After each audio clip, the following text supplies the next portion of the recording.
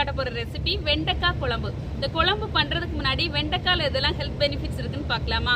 வெண்டைக்காயில பாத்தீங்கன்னா carbohydrate, protein, fibre, magnesium, folate, vitamin A, C, B6, K1 இதெல்லாம் இருக்கு. இதுல இருக்கிற நியூட்ரியன்ஸ் வந்து பிளட் சுகரை கண்ட்ரோல் பண்ணுது, டைஜஷனை இம்ப்ரூவ் பண்ணுது. அது மட்டும் இல்லாம இதுல வந்து லெக்டின் அப்படிங்கிற ஒரு டைப் ஆஃப் புரோட்டீன் இருக்கிறதுனால இது கேன்சரை கூட ப்ரிவென்ட் பண்ணுதுன்னு சொல்றாங்க. இப்போ அந்த வெண்டைக்காய் குழம்பு எப்படி பண்றதுன்னு பார்க்கலாமா? வெண்டைக்காய் குழம்பு செய்யறதுக்கு தேவையான பொருட்கள் இதெல்லாம் பார்க்கலாம். வெண்டைக்காய், தக்காளி, வெங்காயம், சாம்பார் பவுடர், எண்ணெய், உப்பு, புளி, கடுகு, சீரகம், காய்ந்த மிளகாய். ஃபர்ஸ்ட் நாம ஸ்டவ் ஆன் பண்ணிக்கலாம். ஒரு பேன் அடுப்புல வச்சிடலாம். பேன் சூடானதுமே ஆயில் ஆட் பண்ணிடலாம். ஆயில் சூடானதுமே கடுகு ஆட் பண்ணிடலாம். கடுகு வெடிச்சதுமே காஞ்ச மிளகாய் ஆட் பண்ணிடலாம்.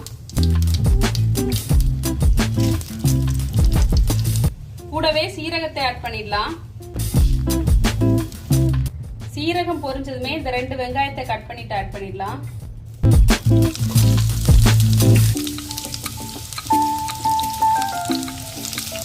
இந்த டைம்ல உப்பு சேர்த்துக்கலாம். குழம்புக்கு தேவையான எல்லா உப்பையும் இப்பவே ஆட் பண்ணிட்டேன்.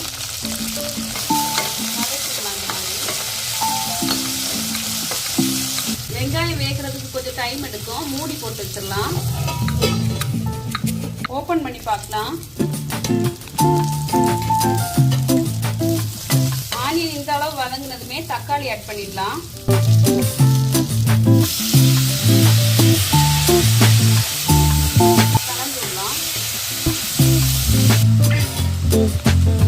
தக்காளி வேகிறதுக்கு ஒரு மூடி போட்டு வச்சிடலாம். நல்லா மேஷ் ஆகுறதுல வேகணும். இப்போ ஓபன் பண்ணி பார்க்கலாம். தக்காளி நல்லா மேஷ் ஆயிடுச்சு. தக்காளி இந்த அளவு மேஷ் ஆனதுமே நம்ம சாம்பார் பவுடர் ஆட் பண்ணிடலாம். நல்லா கலந்து விடலாம்.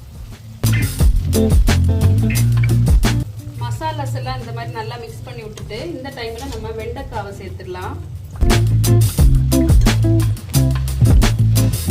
நல்லா மசாலாஸ் எல்லாம் வெண்டைக்காயில கோட் ஆகுற மாதிரி மிக்ஸ் பண்ணி விடணும். மசாலாஸ் எல்லாம் வெண்டைக்காயில நல்லா கோட் ஆனதுமே புளி தண்ணி ஆட் பண்ணிடலாம். இந்த மாதிரி பண்றதுனால வெண்டைக்காய் நல்லா குழையாம வேகும். இன்னும் கொஞ்சம் புளி தண்ணி ஆட் பண்ணிடலாம்.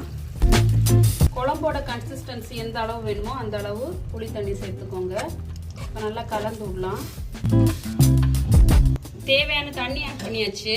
நல்லா கலந்து விடலாம். இது இப்படியே இருந்து ஒரு 5 மினிட்ஸ் கொதிக்கட்டும். வெண்டைக்காய் வேகிறதுக்கு ரொம்ப டைம் எடுக்காது.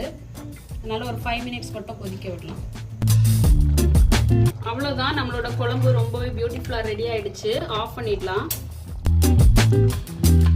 பாருங்க, ரொம்ப டேஸ்டா இருக்கும் இந்த கறி. நீங்களும் கண்டிப்பா ட்ரை பண்ணி பாருங்க.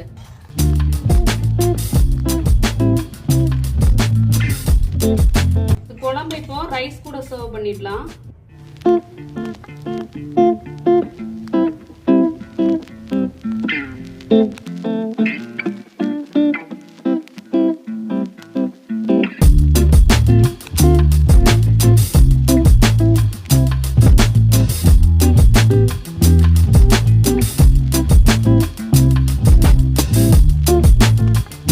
வீடியோ பிடிச்சிருந்தா லைக் பண்ணுங்க. இன்னும் இதே மாதிரி வீடியோஸ் பார்க்கணும் இந்த சேனலை சப்ஸ்கிரைப் பண்ணுங்க. கூடவே பக்கத்தில் இருக்க பெல் ஐக்கானை கிளிக் பண்ணுங்க. தேங்க்யூ.